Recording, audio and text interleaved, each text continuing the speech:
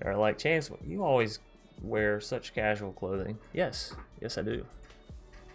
Well, yes. Ooh, let me view the battlefield. 1, 2, and we have that one. All right, let's grab another Fabled. We're just thinning the deck. Just thinning the deck. Now here, we can go Heartless Act, right? It only costs 2. Does allow us to take out their gold span, which is probably the biggest concern, honestly, at this point. I would love to get a Great Hinge down, but I think realistically I got to go for that. What is gold span, though? It's an odd. Well, see, if I go even, I got a stacked board still. If I take out odds, taking out those two and this. If I exile is what I'm talking about. So I can either just take out gold span or I can take out gold span and the little teeny tiny creature. I think I'd just take this.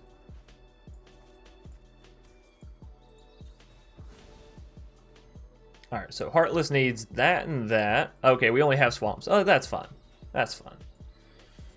There we go. Heartless, take you out. Sure, create another one. Hey, look, another land.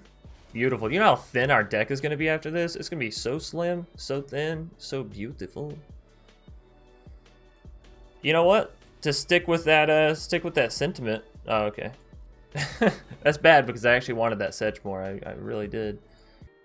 What's up, everybody? My name's Chance, and today we're going to be diving into a Mage's Adventures. Archmage, to be exact. Emeritus. You know, I've been sitting down thinking, like, this card has got to be valuable. Nobody's played it, or at least, you know, nobody that I've seen. Again, this is very limited data. Anyways, and I'm wondering why. Why? Because it's 4 mana, because it only has 2 health? Wait, okay, so that's a problem, you know? It's got a great effect. Whenever you cast or copy an instant or sorcery spell, hush up, phone. Draw a card. You get to just draw a card for free. That, to me, sounds fantastic. It sounds a little bit like this card, except much better, right? Whenever you cast a creature spell that has an adventure, draw a card. Still very stipulating, but you know, this one is much broader. But then I got to thinking, wait a minute. This card and this card play beautifully together. One, this allows you to draw. 2, this allows you to draw. And so they just like to draw, you know what I mean? They just draw in twins. But the flip side, the actual side of that, is where the adventures part comes in. And that is using adventure cards to proc Magecraft cards. So this is a Sultai Magecraft adventure deck. The thing that we all knew was coming, it was just a matter of time, right? So we got things like Sedgemoor Witch. We do have the Archmage. I don't know. I'm going to get in trouble for that one. I know I always get in trouble when I'm mispronouncing things. Anyway, Sedgemoor, Archmage, Quadrix Apprentice, Witherbloom Apprentice. So many apprentices down here. These cards, fantastic. You know, the Magecraft ability on these allows you to stick it out against aggro, allows you to chip it down versus other controls, allows you to draw at your land so you don't get flooded. It may feel like you're getting flooded, but when you're drawing those lands just off of playing a spell, you know, it's not really you flooding. You're getting them out of the way so you can only draw playables on your upkeep. Does that make sense? One card that this is a full-blown, like I am just testing this in the deck, that is Spell Satchel. 2 mana artifact. Magecraft on this, whenever you cast or copy, blah blah blah, put a book counter on Spell Satchel. Then you can tap this, remove the book counter from Spell Satchel, and add a colorless. However, you can also pay 3, tap this, remove 3 book counters, and draw a card. So I'm thinking maybe for budgety players that are playing sort of a longer game, it might be alright. But if you're actually playing this deck and you have, you know, normal sense, use a Heartless Act, use, you know, more counter magic. There's a ton of options that can replace Spell Satchel for, you know, better value. It's just, you know, sometimes I go into these and I just want to test things out. So running through the deck real quick, because a lot of these we are all very familiar with. We have the standard Sultai, at least, adventure setup. We have Fae of Wishes, Edgewall, obviously, Love Struck, Brazen.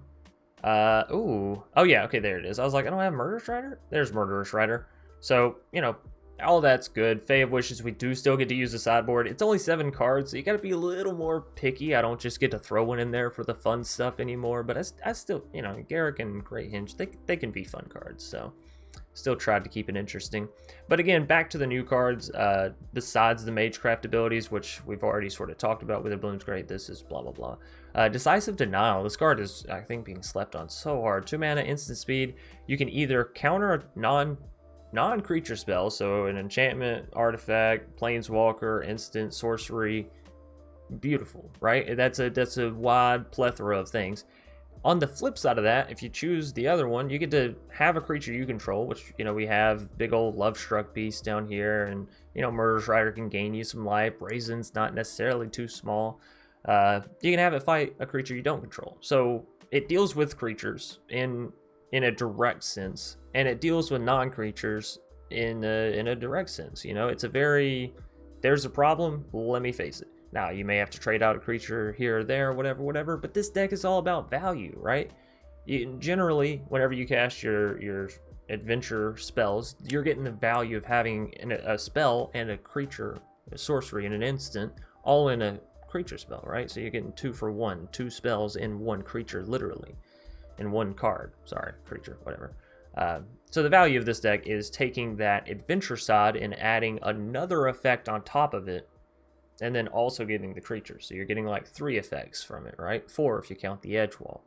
So it's just huge value, right?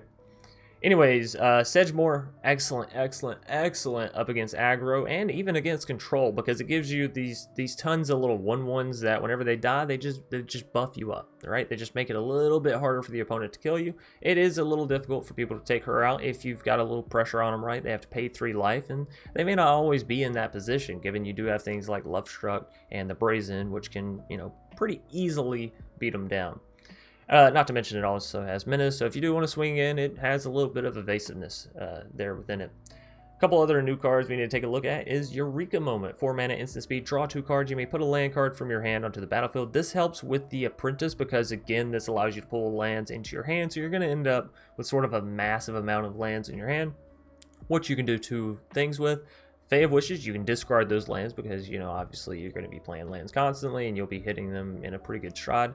So you can discard them and then pop the Fae back into your hand to either avoid it dying or to get the you know, adventure effect to reproc your Magecraft ability. So really good there.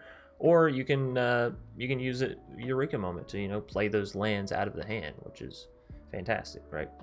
Anyways, last but not least, we have Professor Onyx. That's right, Liliana, Magecraft. Another reason to play this deck, obviously I love Liliana, and the fact that whenever you cast an instant or sorcery, you get to make the opponent lose 2 life and you gain 2 life, and all the other stuff on top of what I've already mentioned, you know? Yeah, sign me up, you know? Her abilities, they're alright. I don't think they're the strongest Planeswalker abilities. Honestly, I think she just has one of the nicest passive abilities, if that makes sense. One of the nicest static abilities. But it's still fun. You can make the opponent sacrifice a creature. You can, you know, lose 1 life and look at the top 3 cards. It allows you to dive down into your deck and find whatever. So, yeah, it's a pretty self-explanatory deck as far as its goal and its operation. Gets a little confusing as far as how to efficiently pilot it, because, yeah, there's a ton of options to do this, that, and the other. There's a sideboard one more time if you do want to copy it, but of course, you know, as always, I recommend you make the deck your own and then come back and give me your feedback. Don't just go play this verbatim for like 10 games and be like, oh, Chance, I hate it. I hate it, and I hate you for showing me it. Thanks for watching, everybody. I hope you don't hate me. Leave a like down below if you enjoyed the video on a softer note there. Subscribe if you're new here, you want to see more content. And without further ado, let's dive into a mage's adventures in Magic. Alrighty, well, this hand looks kind of not new, but I gotta keep it because it's a good lay of lands and it's a good lay of cards, honestly. Lovestruck, you know, I'm not gonna be mad about that one. Fervent Champion. Ooh. That's really good draw there. Whoa, almost clicked on the wrong side. Chance, chill. Just chill. So we'll go ahead and get down the Lovestruck Beast 1/1. It can't block the Fervent, of course, but, you know, it's nice to have a creature on the board. Take that 2 damage from the Bone Crusher to the creature instead of to the face. Sorry, my mic was bouncing all around. It gets a little giddy sometimes. Fireblade, sure. Another Fireblade, sure.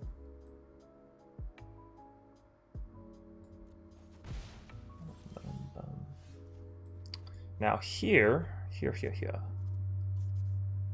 I think it's actually Fae of Wishes time. They're such an aggro deck. They want to pummel us so bad. So you know, let's put down a 1/4 body. I see nothing but one health creatures right now on the board on their side. So yeah, let's go. Block there. They'll be able to deal 1 to it. We should put it to 3. They don't have enough to deal 3 off of that. They could deal 2 with Bone Crusher, so I just can't block that Fire Blade Charger. So honestly, I should block like this, or I should block...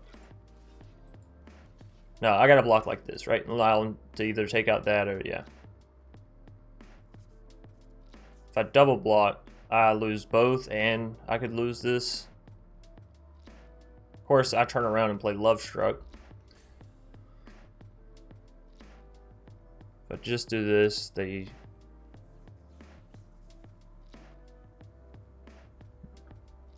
Alright. I think this is how I want it. This can allow for our Love Struck to still attack, potentially, if they don't take out the 1/1, if they're just trying to focus on face. They have... Rimrock, we're still alright. Yeah. Oh no, because we killed it. Well, good enough. You know, we get the 1/1 stuck around, and I'm going to get down Love Struck. Next turn, we can get down the Apprentice and use Brazen, and that way we can go searching for a few more lands. Not going to lie, I don't really love the idea of having more lands, but drawing lands means we'll have more permanents later. That sentence may not entirely make sense, but the action will if you just wait on it just a second. All right, so we're gonna get down Love Struck. Well, bam! Do they have another Rimrock? You're joking me. You're joking me. All right. Well, we'll leave the 1/1 back. We're gonna block the Fireblade with the 1/1. We'll block Fervent with the Love Struck.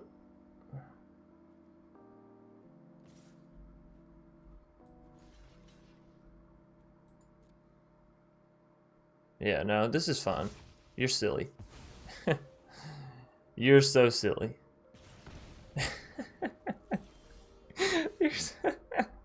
I thought we were...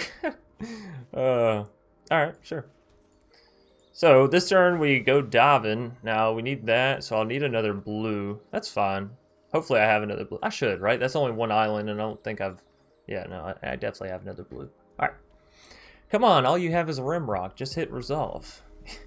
You goofy. You little goofball.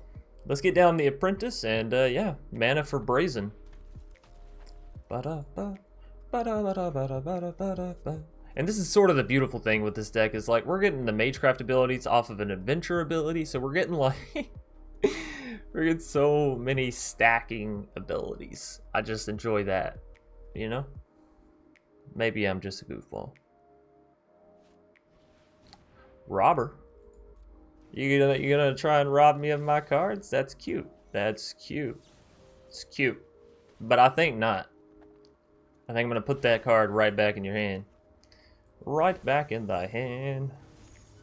We had some good cards in there, but I'm happy that we got ahead. Now we went ahead and pulled the Fabled, because now we can pull out, instead of just having pulled this one land, it means on the next turn we'll pull out another land. So we get to pull out 2 for, well, the price of 1. But I don't have to explain that to y'all. Y'all know what a Fabled does. You know the ability that it has, that it possesses, that it controls, that it does. Whew. Swinging in big. So they definitely still have a Rimrock Knight there that they can crack us with. Do I care though? Like, don't I still just want to block it? Oh, no, wait. I can block it with the Apprentice. Or do I want to use the Fave, which is next turn? If I use Fave, which is next turn, I could grab Great Henge though, and a Great Henge up against Mono Red, like, that's pretty good. He's pretty good. So yeah, let's just block with the Apprentice. I think they're making some bad calls here, and I'm gonna take advantage of it. So sue me. So we go Fae here. I think we Fae all the way. We can go ahead and grab our forest out, so we'll have enough green mana, and I don't have to worry about, you know, this coming down tapped and blah, blah, blah, blah, blah. And Fae all day, all day. Hey. Now, what do we want? I think we want just the Great Henge, right? But if they can remove the Love Struck somehow, this is going to feel bad. But if I go for something like a Garruk, like we're always going to have creatures to defend with and all that kind of stuff, I can already play it with the amount of mana I have. Not going to lie, Garruk is feeling awfully nice here.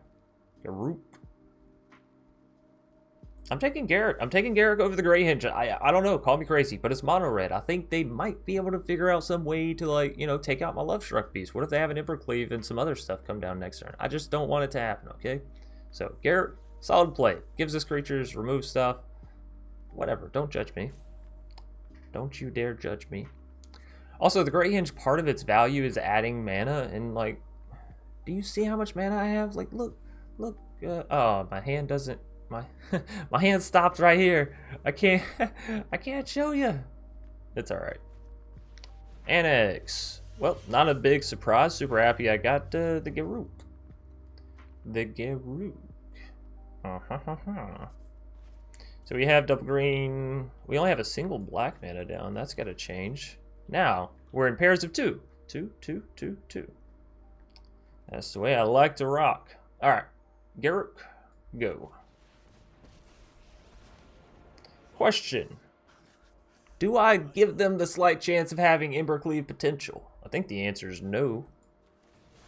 I think that answer is a hard no. Even if this only allows me to get, you know, that one play out of Garruk. It would be sad. I would be very sad, but, you know. We'll see. Decisive Denial, if it can just go for a single turn. They're going to use their Rimrock here, or Castle Embereth, or what? They're taking out Garruk for sure. That's fine. Rimrock... What? Oh my goodness. You silly goose. Tell me you have some removal for that Garruk. Oh, ladies and gentlemen. Ladies and gentlemen.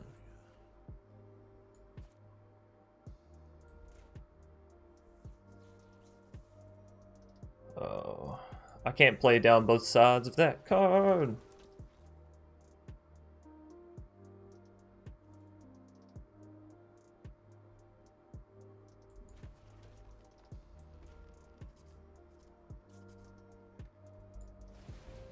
All right. Still a beautiful turn. I want to have the mana for that Decisive Denial, which is why I'm choosing to not play down the Love Struck. We have plenty of creatures to defend with, and Decisive Denial, I believe, counter target non-creature spell, right? So we can just whew, that was a Garruk almost got taken out again. What a close call. What a close call. I'm happy. This mono red player, they're playing a little silly. They are playing a little silly, I'll be honest with you guys and girls. I don't think they entirely know what they're doing. You know.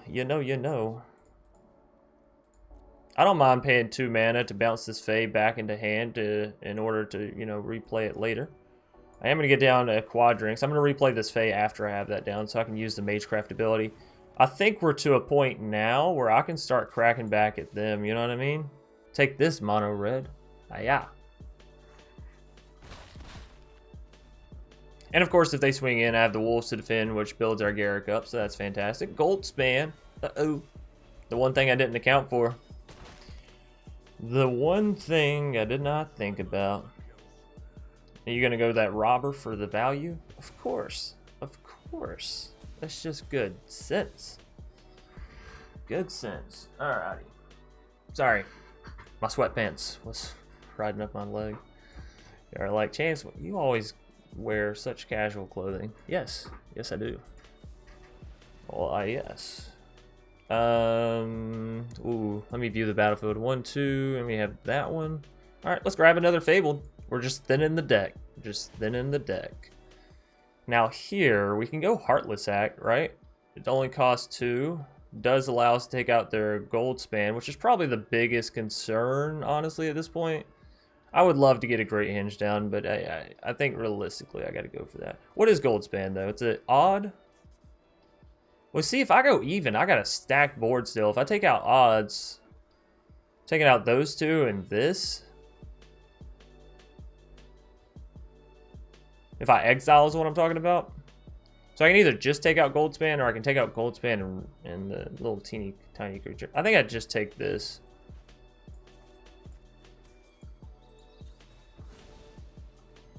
Alright, so Heartless needs that and that. Okay, we only have swamps. Oh, that's fine. That's fine.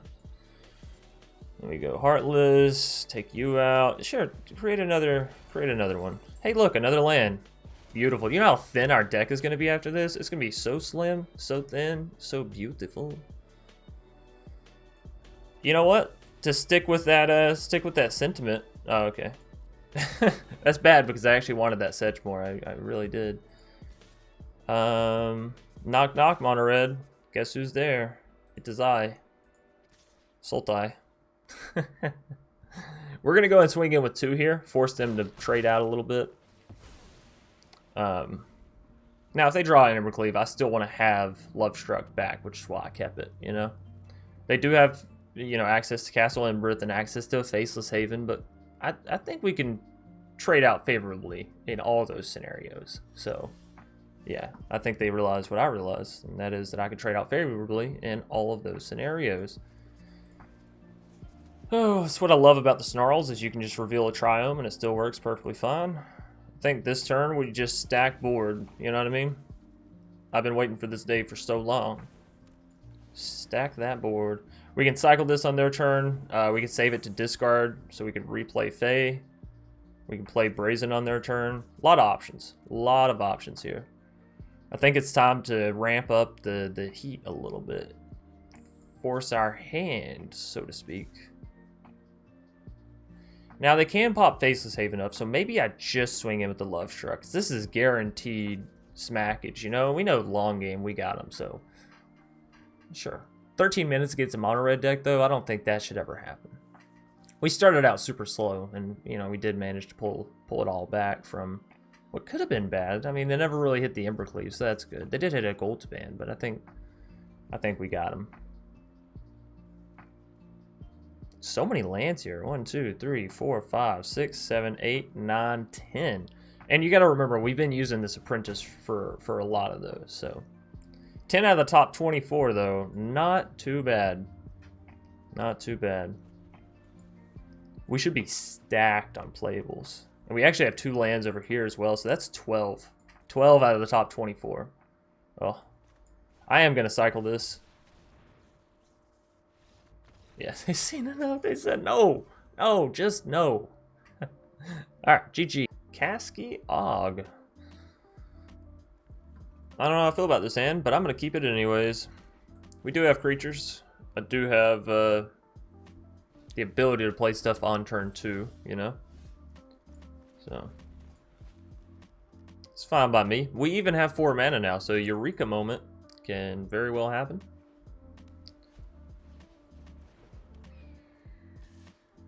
Okay, sure. Sure.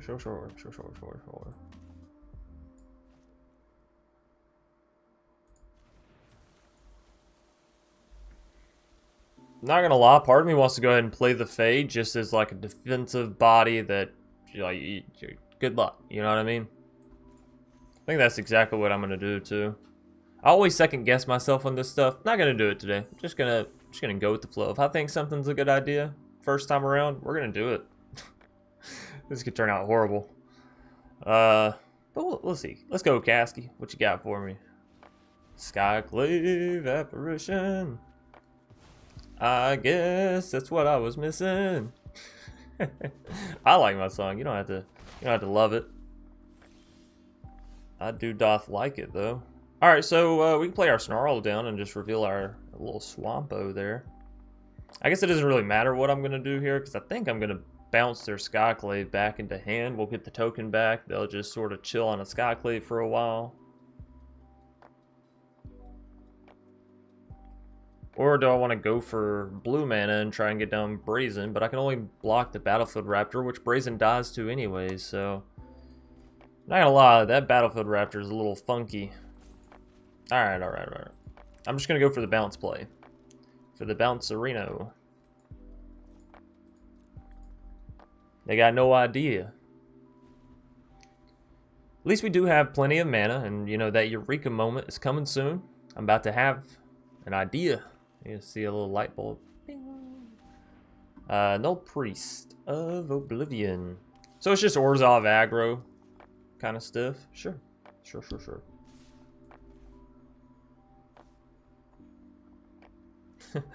They're being very hesitant. They're like, I don't know, maybe they're playing rogues. I shouldn't swing in with Selfless though, right?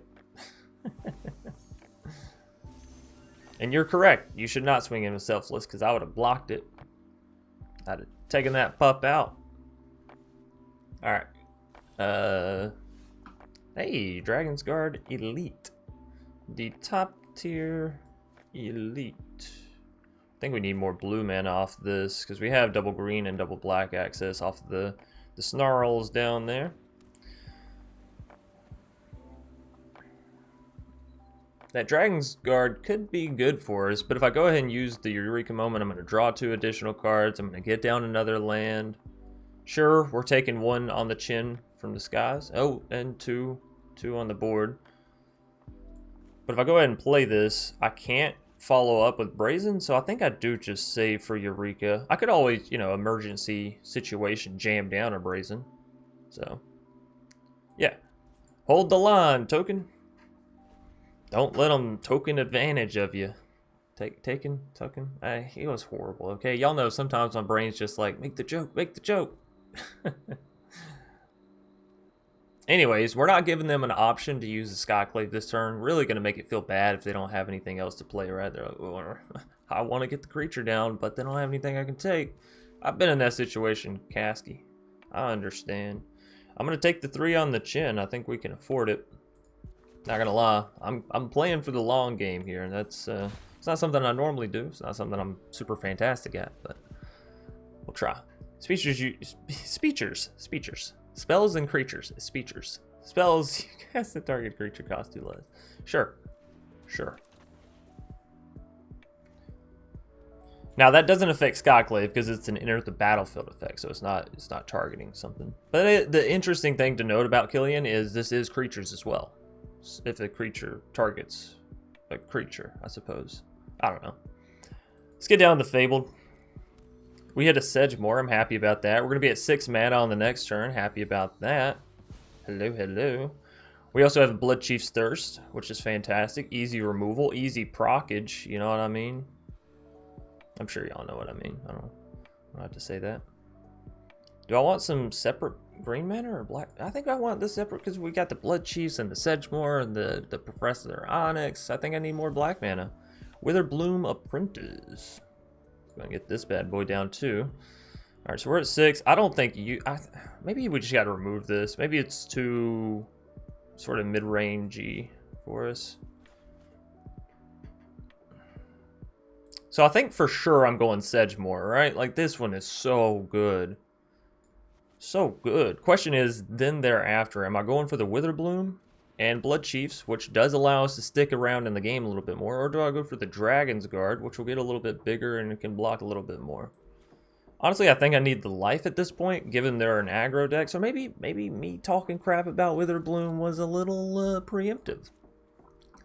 Now, we got to figure this situation out. Obviously, I don't like the flyer being there, but I think I have to take out the Killian. It has lifelink, it has menace, it has a cool effect. I'm sorry. Oh, well, I mean, actually, this is going to take out the Selfless, but you know what I mean. This is the one that I have to try to take out. Now, Skyclave's going to come down and probably target our Sedgemoor, which is a little annoying. Maybe I shouldn't have committed Sedgemoor to the field. Maybe I should have just went for the Witherbloom, huh?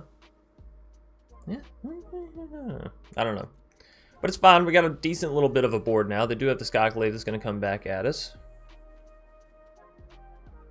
Yeah, maybe I shouldn't have committed the Sedgemoor. Maybe it should have been a Dragon's Guard and a Witherbloom kind of turn. Just scrape off the little bit of the top. I know I would have been missing. Woohoo! Never mind. Elite Spellbinder. They're going to take out Professor Onyx for sure because we're sitting at that mana gap there. Yeah, that makes sense. You're good. But we do have the Brazen, which can block the Spellbinder, so I'm not too worried about that damage in the sky.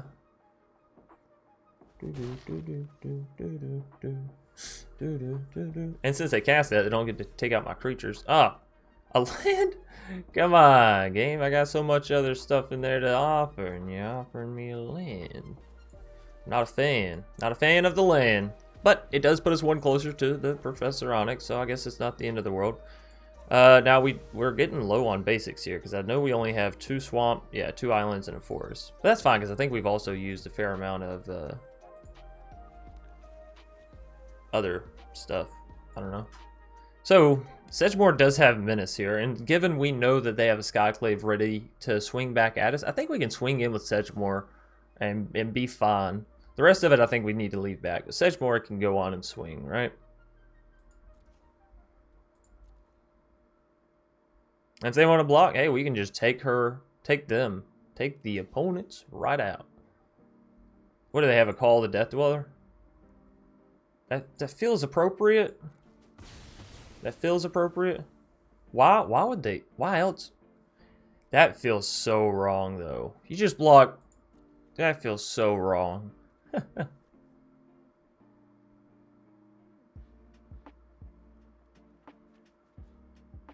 Like, you only have to pay 3 life, and you're so far up. Why?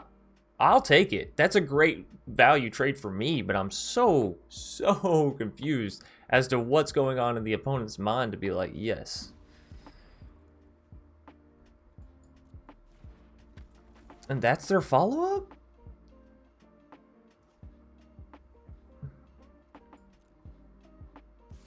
I am so confused.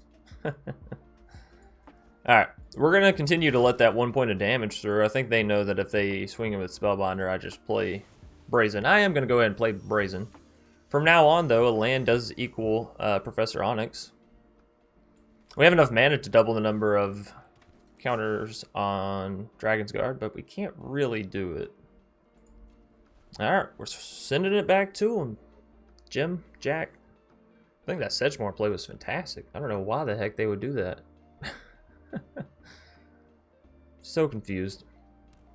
Alright, so any adventure spells, fine. Any lands, fine. Anything that's not an adventure spell, you know, instant sorcery, that kind of stuff, fine.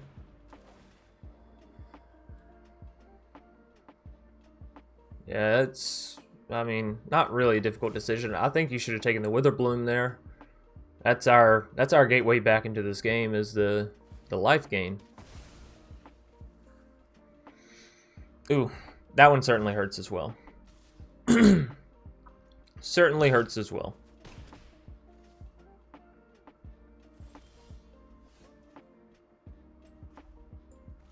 Well.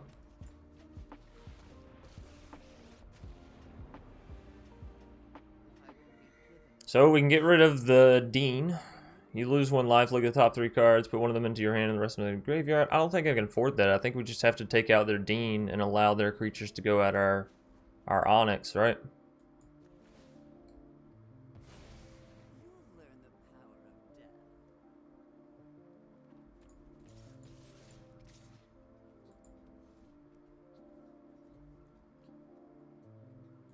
I gotta start getting in, so I think I get in like this. I want to leave my Magecraft people back, but if they want to block the pest and gain me some life, I'm not gonna say no. They're just gonna take it. Cool beans. Now, the nice thing about Professor Onyx being at 2 life instead of 1 is it means Battlefield Raptor's not enough to take it out, so they will have to send the higher damage dealer there.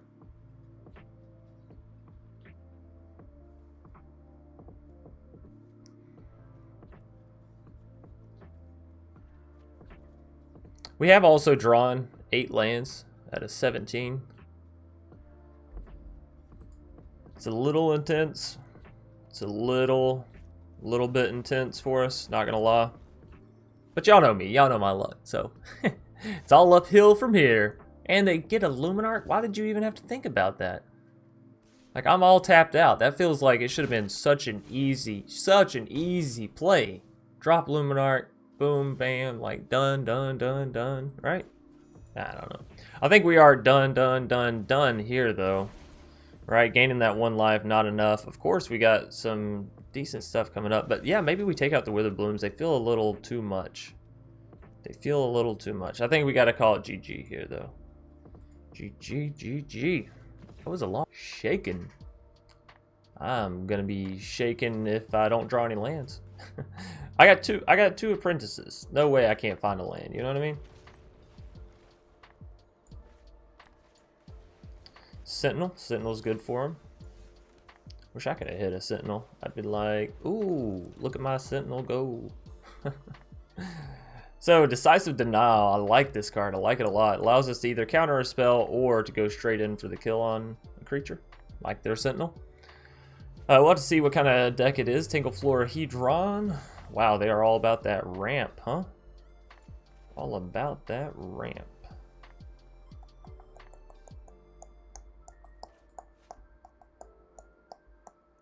I do want to go ahead and get down this Apprentice, don't get me wrong, but I also think we can probably find a land just with the singular one, and having availability to these three. Oh, that's what this deck is about, right? Availability of stuff. Now the Tinkleflorahedron doesn't really work super well with the Jespera. Counter target non-creature spell. That's not going to work because that's a creature there. That's a big creature. Now I could let it land and then I could just bounce it with Brazen and then next turn re-counter it, right?